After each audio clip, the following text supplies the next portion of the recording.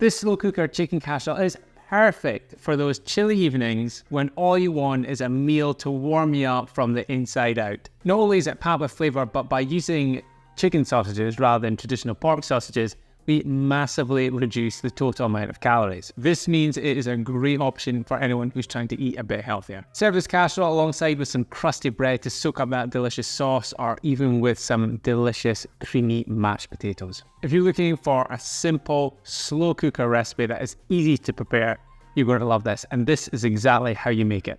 I don't know why, but anytime I'm doing a casserole or a stew, I always cut the carrot at a diagonal. I don't know if you call this a stew cut, or I don't think that's a real thing, but anyway, chop up your carrot into large chunks and then finely, or reasonably finely, chop an onion. Then set them aside, and you're going to fry your chicken sausages in some olive oil on a medium to high heat. Now, the goal is not to cook these all the way through, it's just to get some colour on the outside so they don't look so anemic.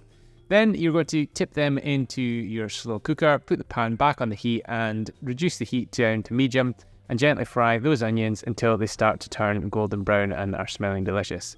Then add your garlic. As always, I'm using a minced or pureed version from a jar because it just saves on prep time, and fry that garlic for a further 30 seconds or so. Once that onion and garlic has been cooked, add it back to the slow cooker with your chicken sausages. For those of you in the UK, I'm using Heck Italian chicken sausages. Then add your carrot along with a teaspoon of mixed herbs, along with 25 grams of corn flour to help thicken things up. And then to that, you're adding a tablespoon of Worcester sauce, 200 grams, that's about half a can of chopped tomatoes, 1 tablespoon of tomato puree, and then you're going to add some chicken or vegetable stock, about 350 ml. Still just use 1 stock cube though to allow it to have a really rich flavour. Then mix all of that through. At this point in the video, if you could just click that like button, it really would help me out with the growth of the channel, and I would very much appreciate it.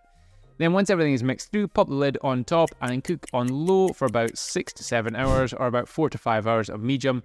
And then after that, you should have a delicious stew, lovely thick sauce, garnished with some green, and then just get stuck in.